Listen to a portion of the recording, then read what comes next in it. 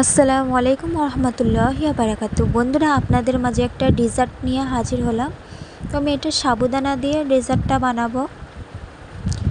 এটা এমনিও বানানো যায়, সাবুদানা দিয়েও বানানো যায়। যেহেতু আমি সাবুদানা বাড়িতে ছিল সেটা ইউজ করছি। ছোট ছোট সাবুদানা আধা ঘন্টা মতন ভিজিয়ে রেখে দিয়েছিলাম। রেখে দেওয়ার পর প্যানেতে পানি দিয়ে সাবুদানাতে একটু ফুড কালার দিয়ে সাবুদানাটা আমি ভালোভাবে সিদ্ধ করে নিয়েছি। দেখতেই পাচ্ছেন গাঢ় হয়ে গেছে অনেকটা। এবার আমি 1 লিটার মতন দুধ নিয়েছি। দুধটা ভালোভাবে জাল করে নিব। ভালোভাবে বলক আসা পর্যন্ত আমি অপেক্ষা করব, যাতে ভালোভাবে দুধটা জাল হয়ে যায়।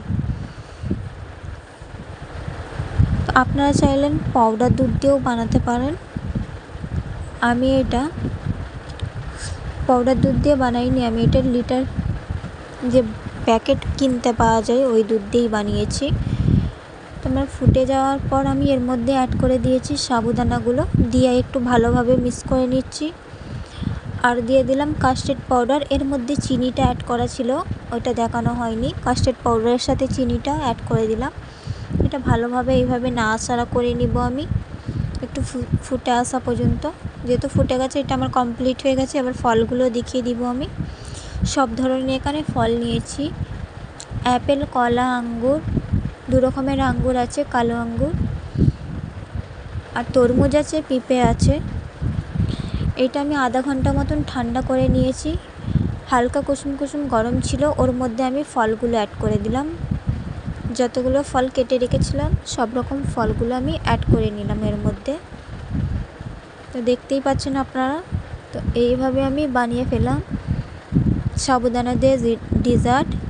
আপনারাও চাইলে বাড়িতে রমজান মাসে রেসিপিটা বানাতে পারবেন বা এমনি সময়তেও বানাতে পারবেন। যেহেতু আমি সামনেই আমাদের রমজান এসে গেছে, আমি বানিয়ে নিলাম রমজান মাসেই। এটা আমি 1 ঘন্টা মতন ফ্রিজে সেট করে রেখে দিয়েছিলাম। 1 ঘন্টা পর নামিয়ে নিলাম। দেখতেই পাচ্ছেন অনেকটা গাঢ় হয়ে গেছে, খুব সুন্দরও লাগছে দেখতে। তো যারা যারা আমার ভিডিওটা দেখছেন অবশ্যই সাবস্ক্রাইব করবেন, লাইক কমেন্ট শেয়ার করবেন। আর আমার ডেজার্টটা সাবুদানা ডেজার্টটা কেমন লাগলো অবশ্যই কমেন্টে জানাবেন। আজকের ডেজার্টটা এই পর্যন্ত। খোদা হাফেজ, সবাই ভালো থাকবেন।